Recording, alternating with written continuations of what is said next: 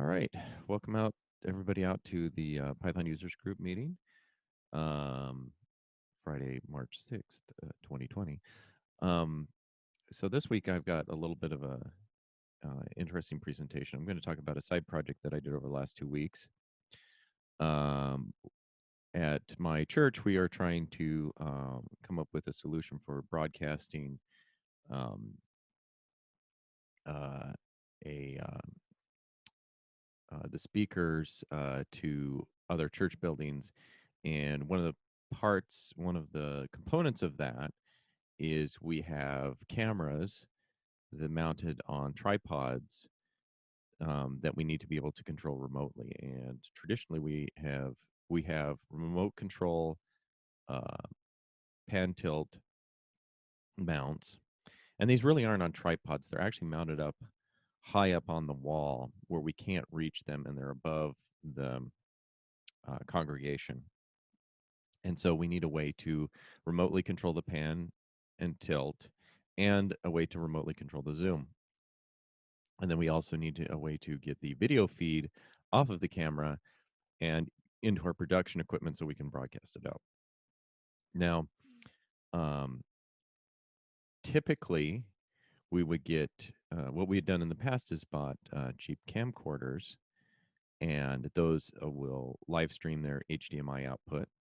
And a lot of older camcorders, you can control the zoom with um, remote control. Yeah, I'm presenting. Um, okay. Um, uh,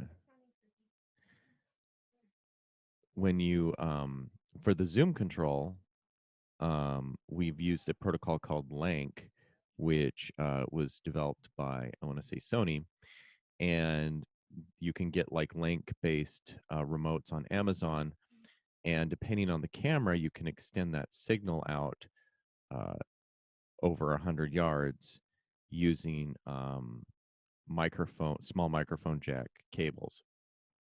Well, our cameras have gone, well, that protocol is no longer supported. Um, Support was dropped 5 or 6 years ago. And at the same time, all of their competitors who also supported it dropped it at the same time. So currently, so we looked at it and we're like, well, there's really not many good ways to remotely control the zoom on a camcorder or a camera remotely. So I did some digging around, and I realized that a lot of modern camcorders and cameras have the ability to drive the camera controls remotely via an app. And you get to this app, you download it on your phone. There's a button you hit on the camcorder, and it says, "Okay, we're waiting to connect to an app." And then you start up the app on your phone. It detects the camera. They chat back and forth for a second, and then the application takes control of the camera, and you can do things like take pictures, start and stop recording, and well, what we're interested in is control the zoom. And I'm like, well, that can't be too difficult to figure out, hopefully, as long as it's not in some all binary format. It should be pretty easy to work out. So I did some research, and I figured out that a lot of these cameras, Panasonic being no exception, use uh, just HTTP GET requests to the camera to send it commands. There's some other things that the camera does, like one of the signals that the app will send is a request to start streaming video, so you get a nice live stream. And my hope was with this project that I would get the streaming video part working. Now, it's not necessary. It was just kind of a cool extra thing that I was hoping to accomplish, but that turned out to be out of reach. So how do we do this? Well, I couldn't find any free open source apps that would allow me to control the camera. And the question then becomes, well, why don't you just use your smartphone and control it like that?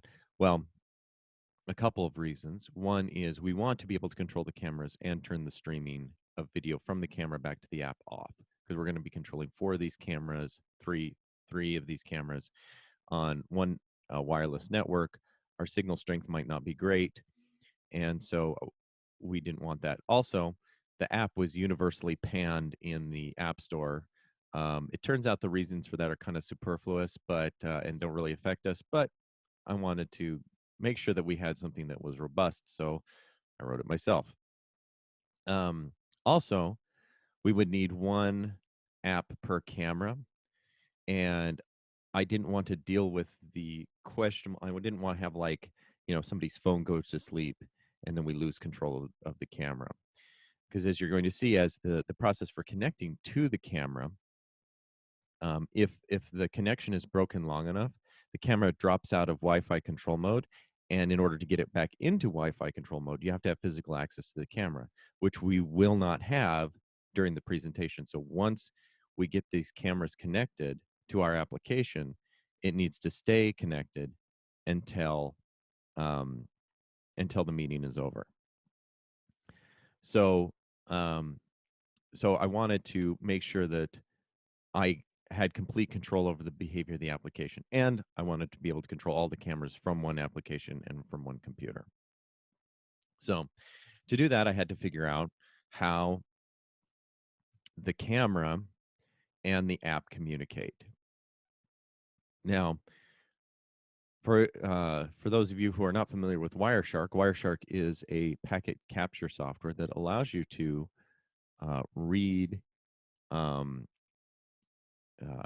network data that goes in and out of a particular interface on a network.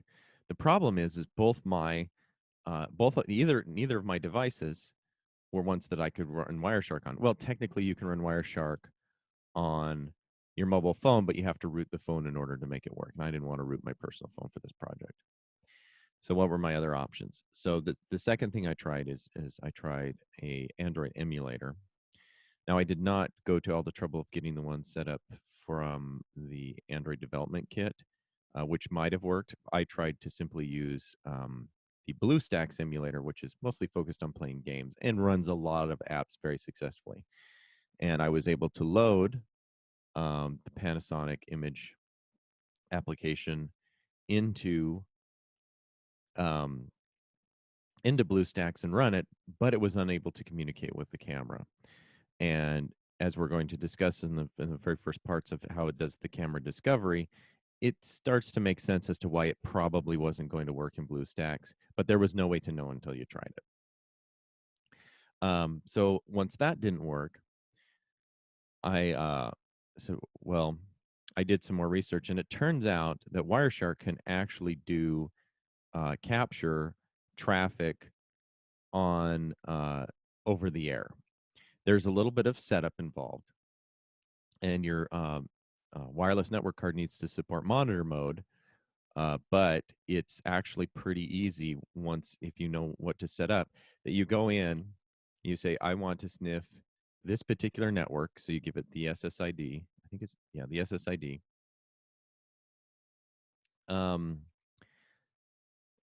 Need to give it the and the password for the network.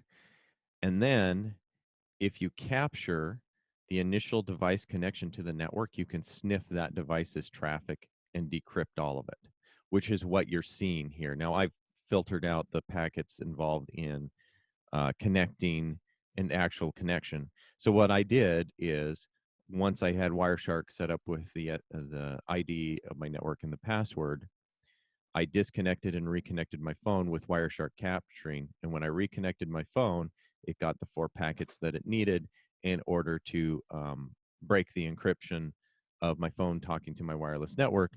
And now all traffic to and from my phone to my wireless network is visible to Wireshark. And that's what you're seeing here. And so I've taken a filter and applied it to the traffic. Otherwise, it becomes, there's just lots there. But I've limited it down to traffic going to or from my phone to the camera or back, or what's called the Ssdp protocol. And I've removed all of the TCP packets that are essentially empty, so like acknowledgments and stuff, the connection maintenance traffic gets filtered out with that. Okay, so now we can actually see how does this work. So the app uses and the camera use a protocol for discovery called Ssdp. So this is the protocol used by UPnP network devices for auto discovery. And these notify.http are requests, and basically the app is using a shotgun approach, and I assume this is for backwards compatibility, where it tries a bunch of different Ssdp packets, because the camera doesn't respond to any of these. So all of these are coming from my phone and are being broadcast out. So this is the target destination for discovery. So it sends it, basically it's connectionless, so it just is broadcasting this out there, and if somebody hears it and they want to, they can respond to it. So that's how the connection initially starts up. And so it's not this, I believe this destination is specific to Ssdp. You can broadcast UDP packets out to other destinations that are different, other destinations, but I don't think that fits within the Ssdp protocol. All the libraries I could find that did Ssdp for me, and though I ended up not using all of them, I'll set that as their destination. So I assume that has something to do with the specific protocol. Also, the target port is always 1900. So those two things are necessary for Ssdp. And then you send out a message with it, and you're trying to basically get the device to respond. So we have all these attempts, and these are all packed pretty close together. But then there's this gap right here, which I'm not sure what the deal is with that. But then we change the format from this to this, and this is where the device starts to respond. Is we change our we change the format of we change the request headers. So this is a request. This is called an msearch request, and the difference is, let's see. So if we look up here, let's see. Yeah. So we have here's our old. No, don't do that. Here's our old header. It's these 4 parts. And this is actually a we're no longer looking message right here, but there's actually multiple parts to the communication. But this is the core part of the message that it sends out. Now in msearch, it changes, and we get, this is Ssdp discover. I think that's the big change right there. Let's see. Let's look at one of these right here. Host, and yeah. So we're specifying Ssdp discover. The host is the same. There's MX, which I'm not sure what that value means. I just set mine to the same when I broadcast it. And then you've got this server. I'm not sure what the T is for, but it's probably server type. It basically says this is the thing. This is the type of thing that we're looking for. And it sends out 2 of them in pretty quick succession.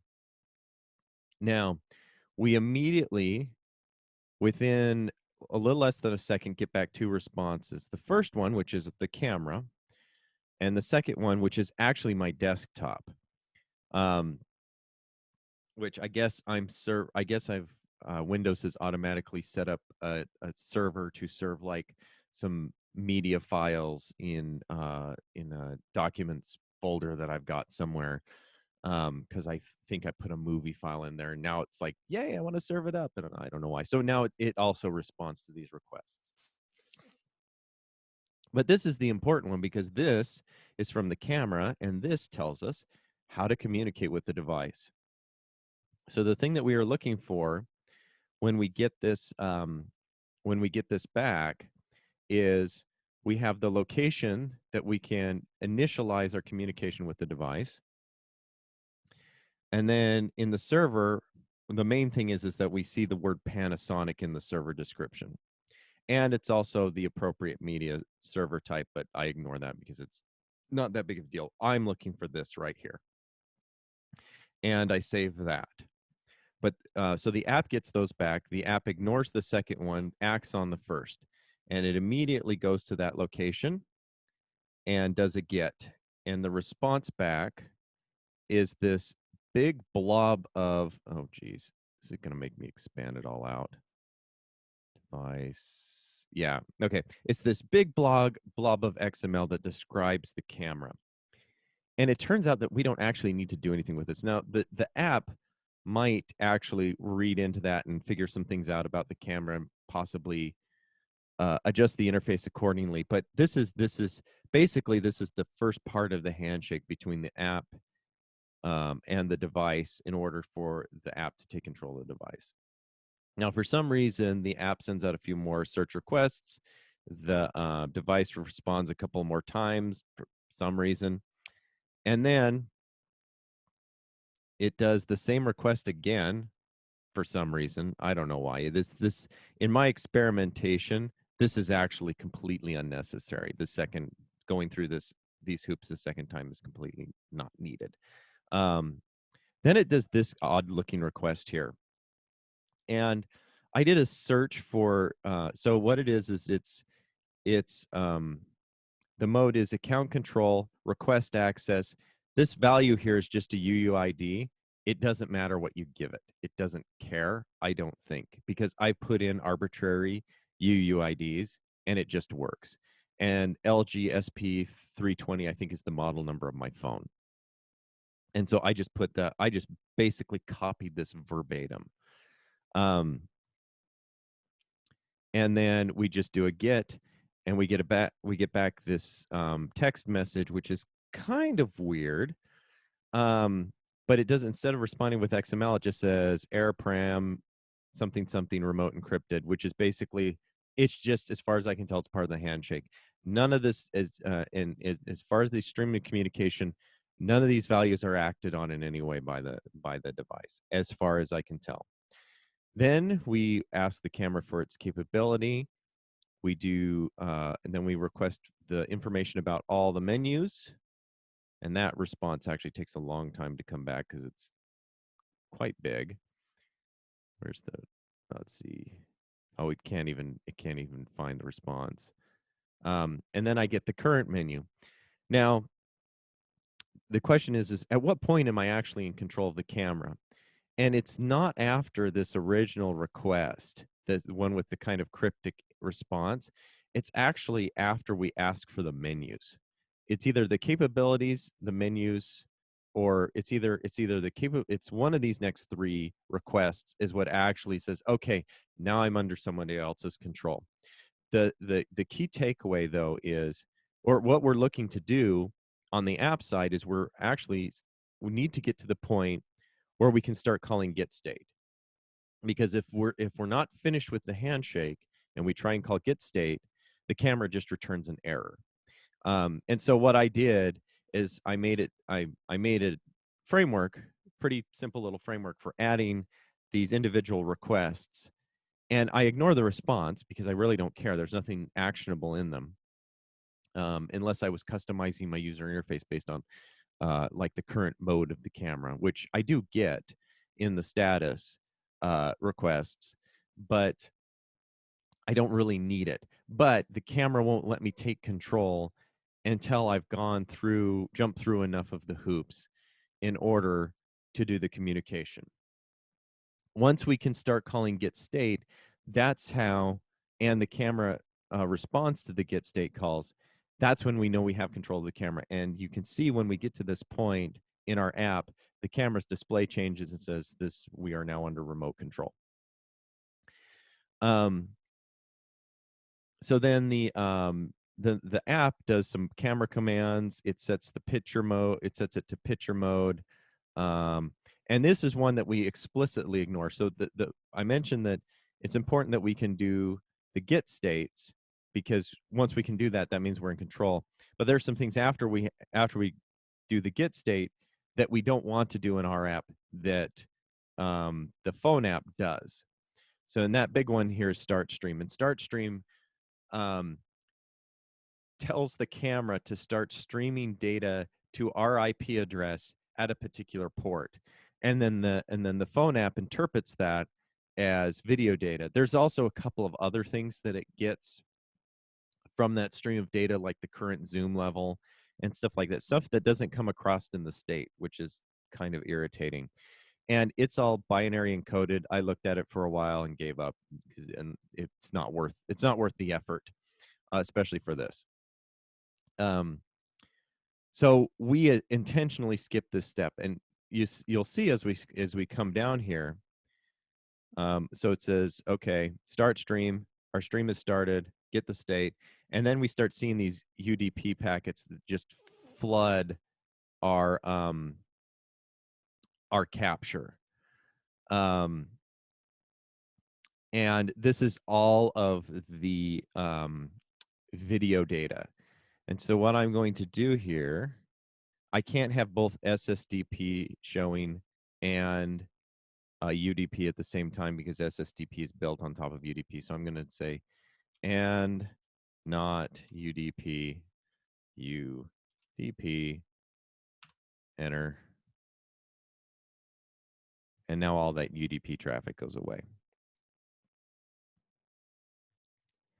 Let's see, and yeah, get state, start stream. So, okay, so that's where we left off. Now we can see the actual, oh, it's sending me oh gosh, okay. And, okay, well, we'll just ignore it for now. I know what I'm looking for in this, and so it's not a big deal. We would need to filter out, anything sent to, the receiving port on the app, and that would filter out all this stuff too. That's okay. So so now we need to find search. We need to find particular packets in our stream. Now I've already dug through and found these, so we can look for the string tella, not the display filter, the string find, and we see that the string tella is a camera command. So this is telescoping in or zooming in at normal speed. And then buried down in here is the response. Okay, we're going to start zooming in. And then sometime down here, well, okay, I'll just search for it. So for every zoom command, there's also a zoom, zoom stop. So the camera actually sends the app sends two HTTP requests, one to start the zoom and one to stop it. And these are just simple HTTP requests. Actually, rather amusingly, so if we look at the full URL request, we can actually do all of these steps from a web browser. If you have them all laid out, you can like enter them into the URL bar, and as long as you put them all in the right order, you can put in TELE. You can put this URL into your browser, and assuming that you've done all the proper steps to initialize communication, your camera will start zooming in. So yeah, so that's how camera that's how the camera controls work in a nutshell. It's just these HTTP requests that we are allowed to send after we've established communication with the camera. So let's go wide. Yeah, and then we have wide fast and wide normal, and then zoom stop. The other thing is, let's see. Let's look at the status request real quick. Where is it? There we go. Get state. So this is the other thing that we are concerned about. So let's flip that over to the decrypted data. So there's our request. There's our response. And here's the XML that describes the current state of the camera. And I chose in my app to pull out the particular things out of this XML that might be useful to us. The battery level is, if the battery level is going down, that's a problem because these cameras are going to be plugged into wall power. And so if the battery power is dropping for some reason, that means their wall power is disconnected and they're starting to consume battery. We're going to have batteries in all these cameras, but it's just, we'll need to be aware that that's what's going on. The live stream is not turned on in this case, but I'm not interested in that. We're not recording. Our camera mode is picture, so I go ahead and capture that. Even though we are not capturing, we're not like using the cameras to record directly. I am reporting the capacity of the SSD card. If I wanted to, I could have the ability to have a camera that we are not currently broadcasting from. I could like use it to take pictures and stuff, which would be fun. It would be a simple matter of adding in the appropriate command. And this will allow us to see the remaining capacity on the SSD card. Let's see the camera temperature. I'm gathering that too, just in case. And then the strength of our Wi-Fi radio. So let's look at some code. So this is all done using Qt.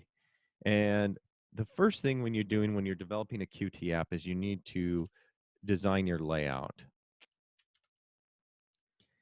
And in you can get a program called Qt Designer, and it's basically drag and drop to lay out your application. Now, I'm not going to drill in too much as to how I laid these out, other than this is a list widget. These are checkboxes. That's a button. This is what's called an MDI area. So it's designed to have sub windows.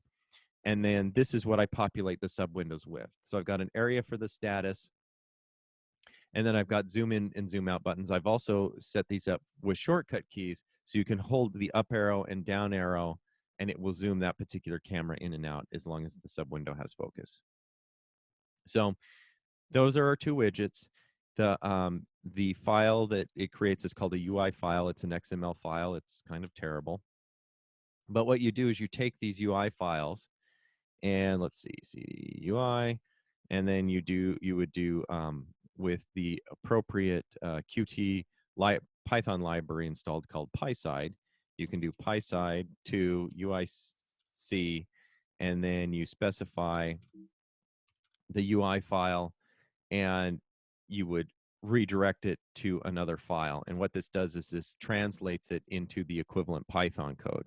So it builds, using Python, it builds the same interface that the UI file is describing.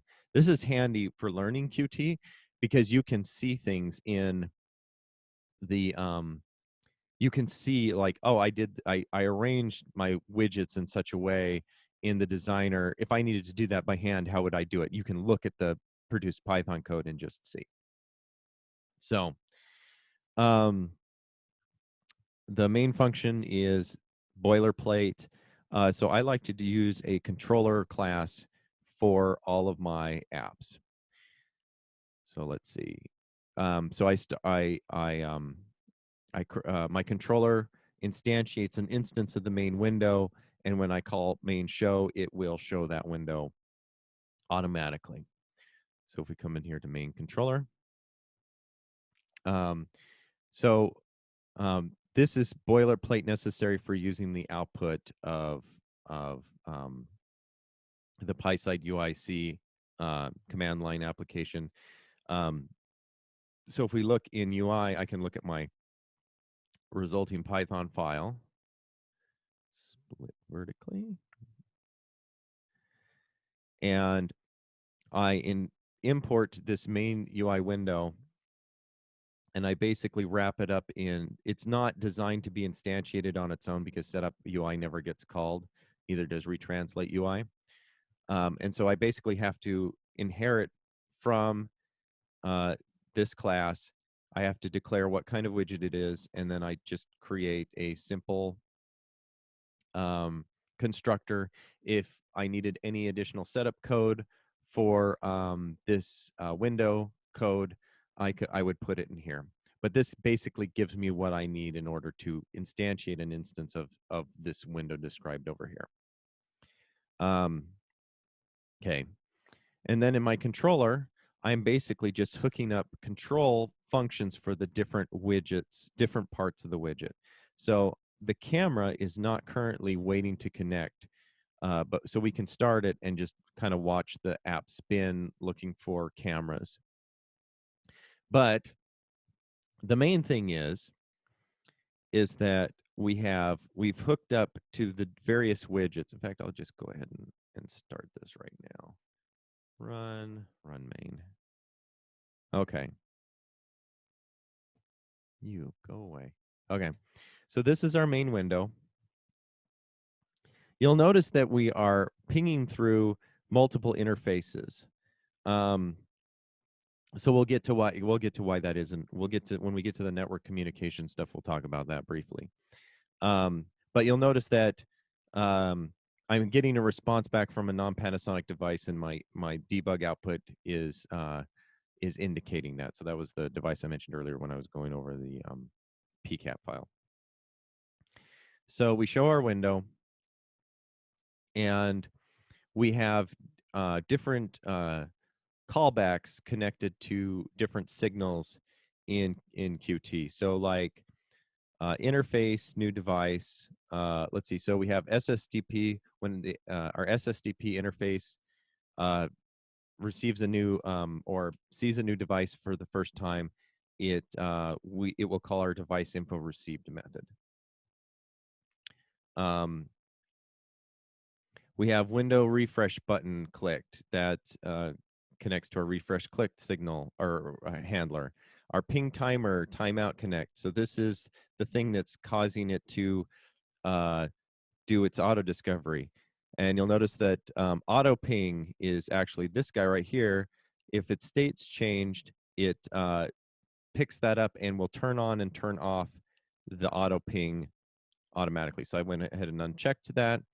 And if we look at like auto ping changed, it looks at the state of the checkbox that we just changed, and then starts and stops the ping timer based on the state of the checkbox. Open new cameras automatically. Let's see. That's a checkbox that we just checked the state of. So device info received if it's not one that we've already opened. And we have this open automatically is checked, then we go ahead and open the controller immediately. Otherwise, we wait for the user to double click on it. And so I gave, because we are going to be setting up these cameras where once we pull down the ladder, we can't get to them, we need to get them connected to this app. We don't need somebody double clicking on the things as they go along. Ideally, this would be a one-man operation. And so with auto discovery and open new cameras automatically, once you get the camera up in its place and turned on, you simply click the button and tell it, I would like to connect to the app, and then the application will just do the rest. And then I have a refresh button in here, which wipes the device list and refreshes it from scratch, which technically is not necessary. I could probably get rid of that button now. But it's there if it's needed. Okay. So let's turn the auto discovery back on. So notice that I have this Ssdp interface class. This is a class I wrote myself, and this is the key piece of the auto discovery. So let's see, let's see, fresh click, show, device, item, open controller. What is my timer? Okay, so my timer is connected to Ssdp interface ping devices. So let's go ahead and stop our program, and let's look at Ssdp. So Ssdp interface is just, it's built on top of Qt's QObject class. And that is necessary if you are going to have this class emit signals. And since I want to have a signal associated with the discovery of a new device, this needs to inherit from Q object. Otherwise, it doesn't need to inherit from anything if I didn't have this signal in here. And so what this class does is it creates the headers it creates the headers necessary to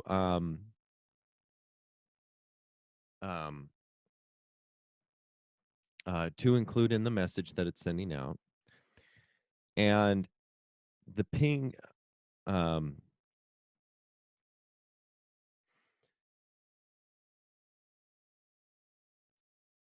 the address and port are the targets that we are broadcasting these out to.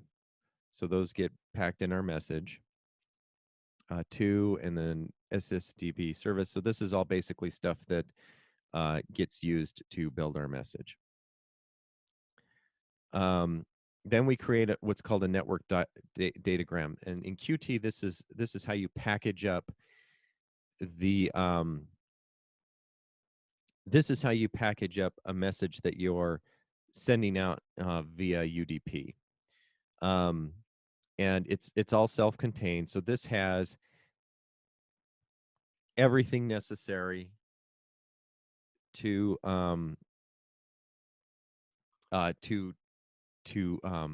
target the datagram, and then we can send this datagram out on whichever network interface we want to. So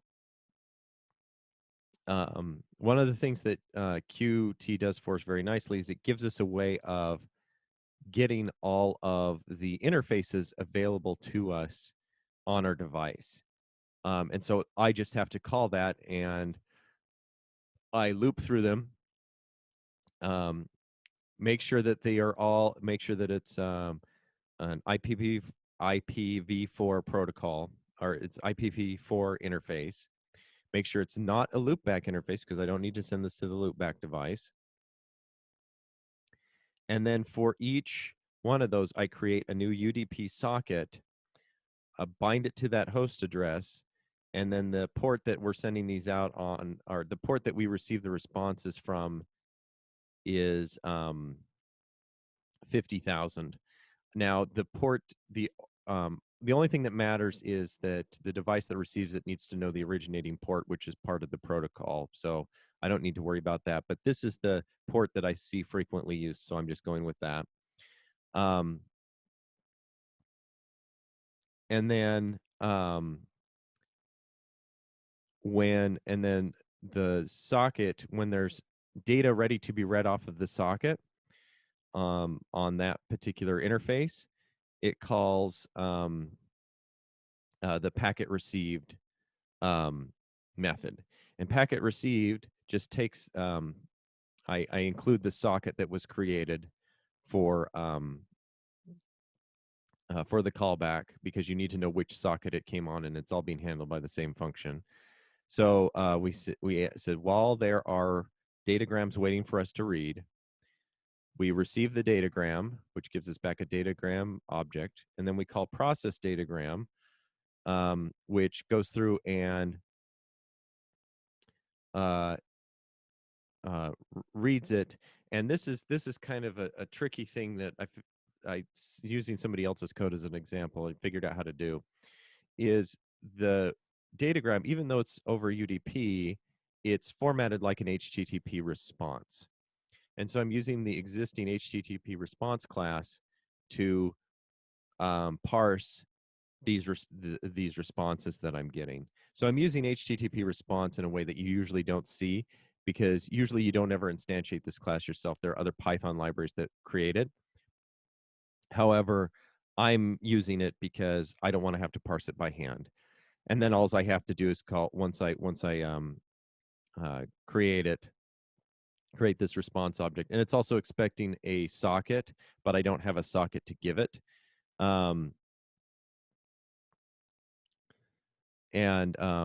The socket needs a particular method on it, needs makefile, which it wants to call, which in this case does nothing. So we just handed this fake socket object. We call rbegin, it parses it, and then we can check to see what the response says. And so if its status is not 200, it just bails. If it's not a Panasonic device, it bails.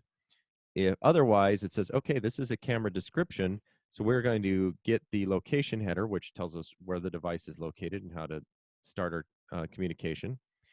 And we're going to get the sender address. So between those two pieces of information, we have enough information to initialize communication with the camera. We return that, and then we emit a signal. Says we received a packet. We emit the results, and so anybody listening to this new device signal will receive this camera description object as a message. So if we go back into our main controller, we had connected our device info received to this new device signal. So now we can come in and we can peel apart that camera description and do something useful with it. So in this case, it's pretty straightforward. We just say, is this a device that we've already detected? Yes or no. If it's not, go ahead and add it in. If it's open automatically is checked, we go ahead and open it automatically, even if we've already detected it. So that gives us, so that's at a high level how the initial device discovery works. The Qt gives us a lot of nice hooks into responding to events as they happen. So the turnaround on these on the discovery is really fast. So once we've decided that we're going to open this device, we call open controller, and we call it on add string. And the reason I do add string and not the entire camera description is I also want to enable double clicking things on your list, and the I don't have the whole camera description. I just have the text of the item in the list, which happens to match my address string. And so then I can I can use an open controller. I can look it up in the open devices dictionary or in the open devices set, and then I can look it up in the open devices dictionary. If it's already in there, that means that one's open. I don't open it and I just return. Otherwise, if it's not open, I create a camera controller and instantiate it and add it to my list of open devices. And then I've got this callback that's called whenever whenever you close one of the windows, it reports it being closed back here, so we can take it out of the open devices list. Okay, so let's look at the camera controller. So the camera controller, I need to pull that out. I accidentally checked that into the repo. That doesn't need to be there. So the camera controller is where the magic really happens, because we hand the device description off to this camera controller, and it creates the sub window to control the camera, hooks up all the controls, and initializes communication with the device. And this is like a lot of Qt code. There's a lot of steps. Qt is originally written for C++, which means the interface is not always Pythonic. There are a few areas in here where I'm like, this would be easier to do if they just implement X. But Qt is otherwise very robust, so it's the go-to for a lot of GUI programming. So I have a couple of so when you're doing TCP or especially HTTP requests, you create what's called a network request. And a network request has a URL and it has raw headers. And the URL can have what are they called? They're just queries. And so that's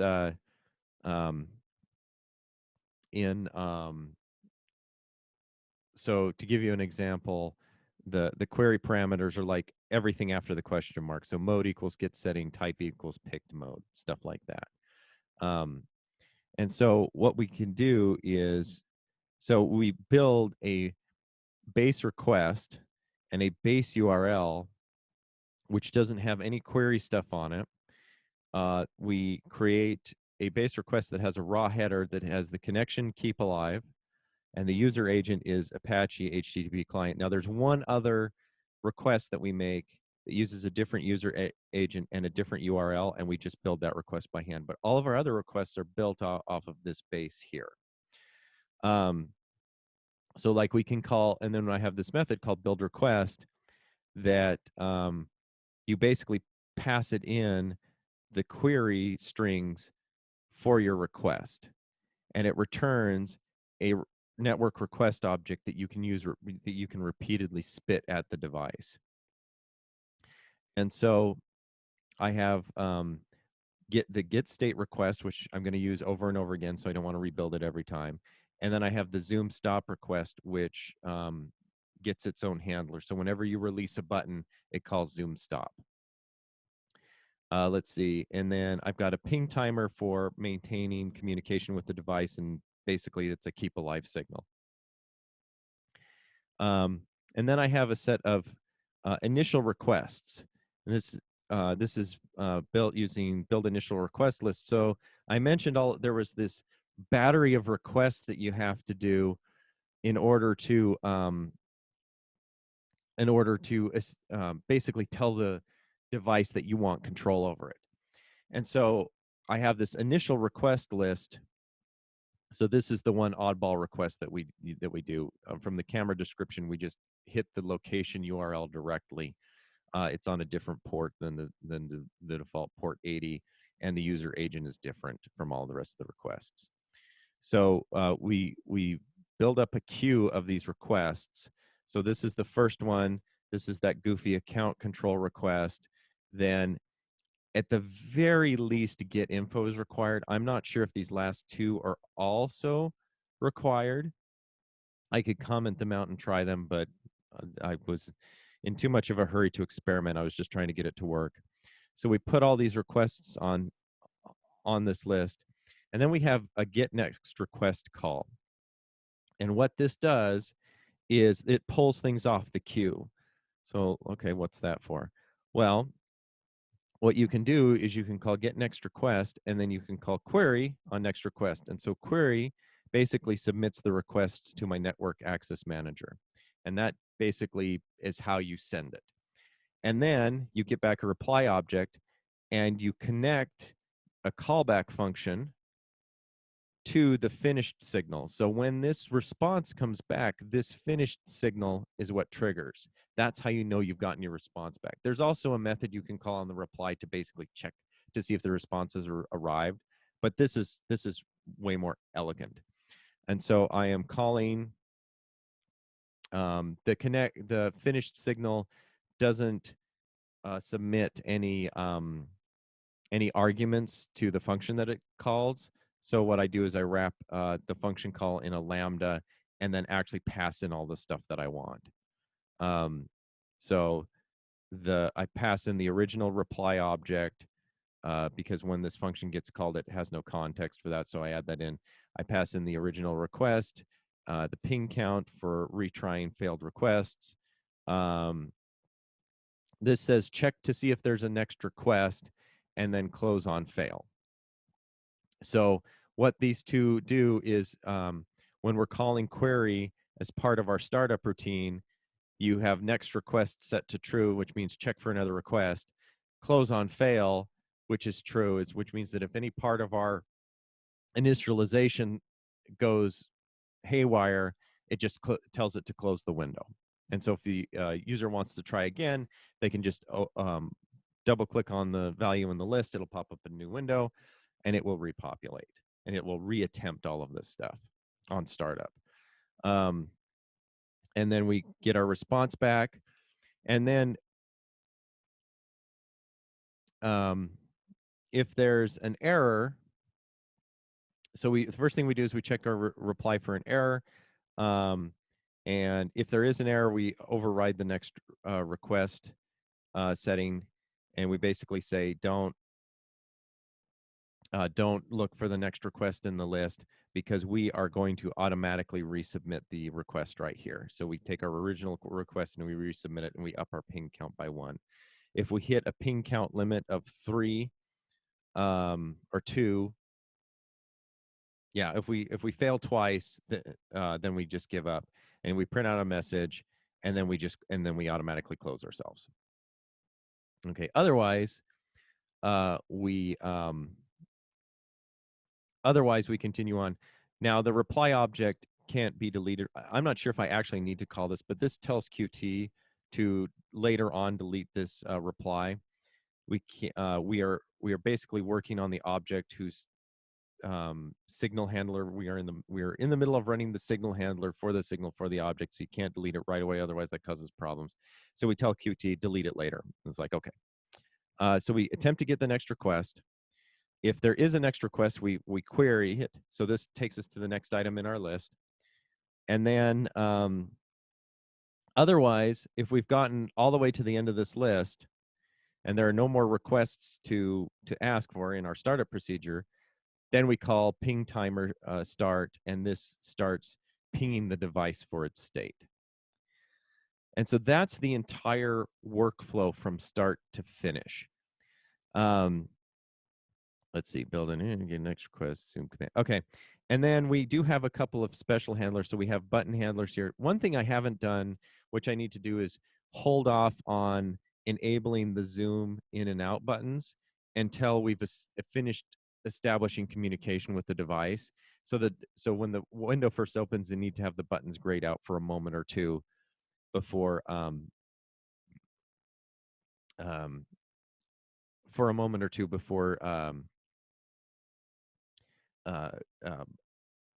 before we can actually, attempt to zoom. It happens so quickly, I'm not super worried about it, but it's kind of a nice touch. And it's actually pretty easy to do because we can put down here, along with starting our ping timer, we can also put a function call to enable all of our buttons, and we just start with them disabled. So that would be pretty easy to do. So for the zoom commands, I've hooked up multiple instances of this function, each with passing different commands to the function, and then it builds the request from the command. So there's a different button is hooked up to, the button name happens to be the same name as the command in the request, and I just iterate through the buttons and set them up with callbacks. So when you click them and when you release them, it issues the command, which is the name of the button. So I don't have to repeat a bunch of code 5 different times. I also have an emergency stop button, which we'll take a look at too, because if it fails to send the stop zoom command, I want a button that you can just hammer and say stop, stop, stop, stop, stop, stop, stop, if necessary. Okay, so window closed, tells the main controller that we've closed. Yeah. And then let's see, and then this is our handling of receiving device states. Okay, so we're almost out of time here, but this gives me just enough time to demonstrate this. So I'm going to turn on the camera, and I am not going to initially I'm initially not going to start it up, but the camera, I just have to push a button and it will spend a moment booting up, and then it will start waiting for a remote connection. So we've got auto discovery turned on, and we're getting our rejecting non-Panasonic devices. We are going to leave off open new camera automatically, and I'm going to click link to cell on the phone. And it's saying, please wait, please wait, please wait, please wait, please wait. And then okay, so now on the next ping, it shows up in our list. If we double click it, it shows up here, and now that's our state. And so this will ping automatically. It's once a second. I base that off of the P capture data. So we're reacquiring the state once a second. And then I have shortcut keys set up to all these. Now, setting up shortcut keys in this case was a little bit different than it normally is in Qt. I have to listen to the key events instead of attaching shortcut keys because I need a key. I need the button to be pressed down when I press the key and released when I release the key, and that's not what happens when you just normally set up shortcut keys. And so I'll show you that here in a second. But the important thing is I can zoom, and you can't see this, but I can. But the camera's zooming in, now it's zooming out, and when I let go of the button, it stops zooming. So I'm going to turn off the auto discovery so it quits barfing ping attempts. So zoom in, zoom out, or stopping zoom. My backup zoom, executing stop zoom. It basically tells the camera to stop zooming twice. Zoom out, zoom all the way out there. It's all the way zoomed out. Okay, and that's it. Now, if I can go ahead and close this window, double click it to reopen it, and it will. Now, fortunately, the cameras are pretty forgiving. If you re-execute the entire connection procedure, the camera is fine with it. So if I accidentally close this window and reopen it, it'll just work. It continues to zoom in and zoom out correctly, and everything works the way it's expected. All right, so let's see. So we'll go ahead and so this thing will detect as many cameras as show up on the network, and it will open them in a it will open them in the sub windows, which we can arrange how we want. So for future work, I want to label the form with the IP address of the camera. There's no way we can distinguish, it would be nice if we could say camera 1, camera 2, camera 3, and have it match up nicely. But the way we're going to have to do that is pre-assign IP addresses to the cameras, and then just have to know which one's which and line them up accordingly. So we'll go ahead, turn auto discovery on, turn open new cameras automatically on. So if we close this, it opens up right away. Yeah, and that's it. Let's see. So in order to do the shortcut keys, this was kind of tricky, and I probably spent too much time on it, but I wanted to make it work. So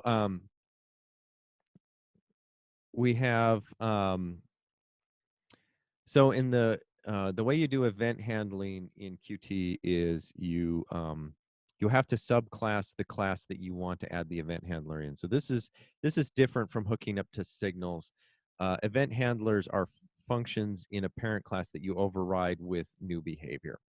So this is the so in order to do this, I had to I took my camera control widget, built a lot. Let's see, camera UI. No, camera Pi. There we are.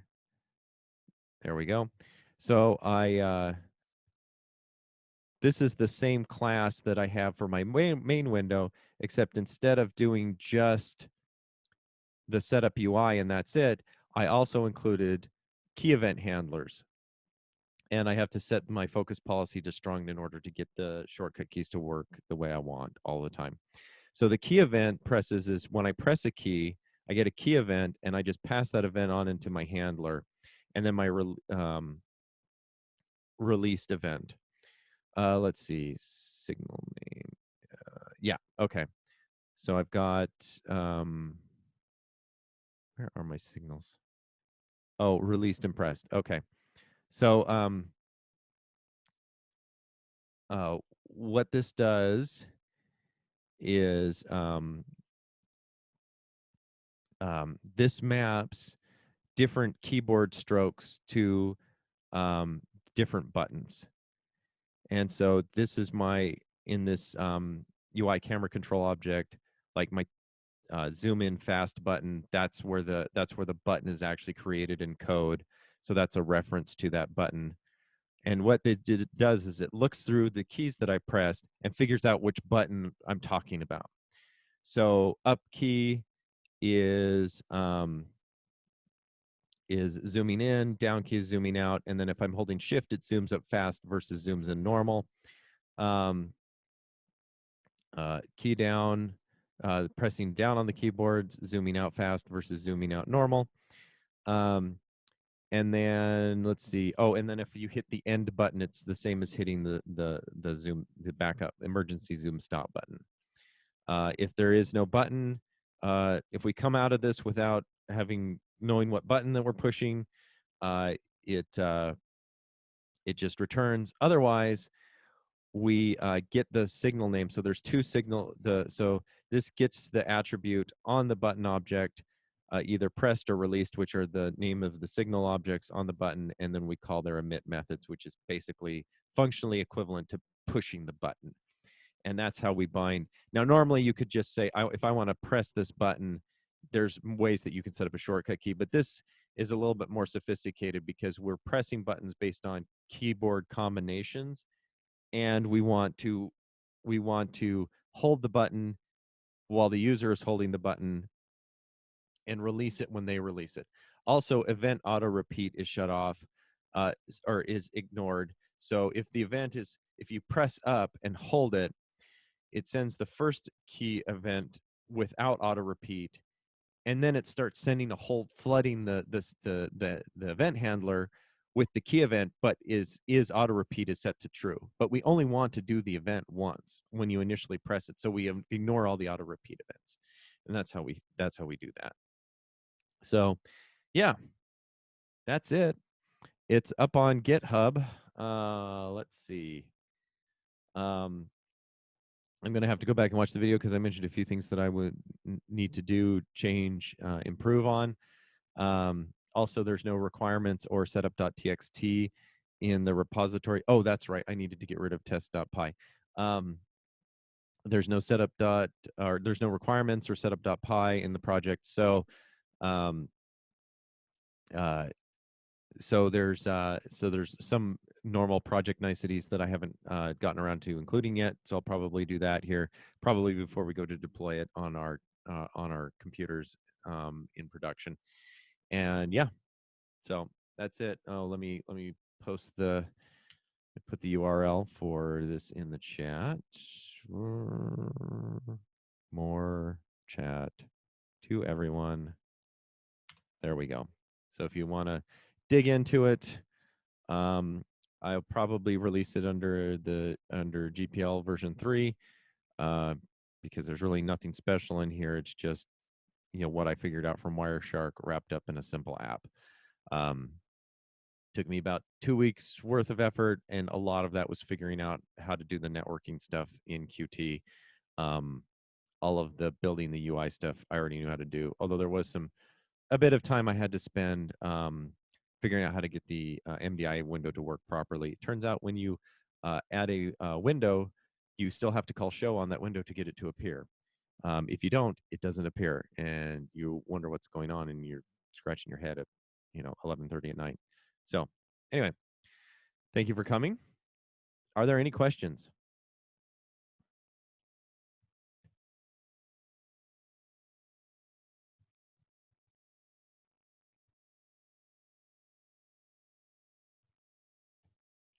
If not, okay, no question, but this is really cool. Okay, thanks, Casey. I'm glad you like it. All right, and in 2 weeks, we'll probably get back to working on the RSS feed reader, which I have done some more work on, trying to get a lot of the boring back-end stuff out of the way so that we can move on to some of the more interesting things like using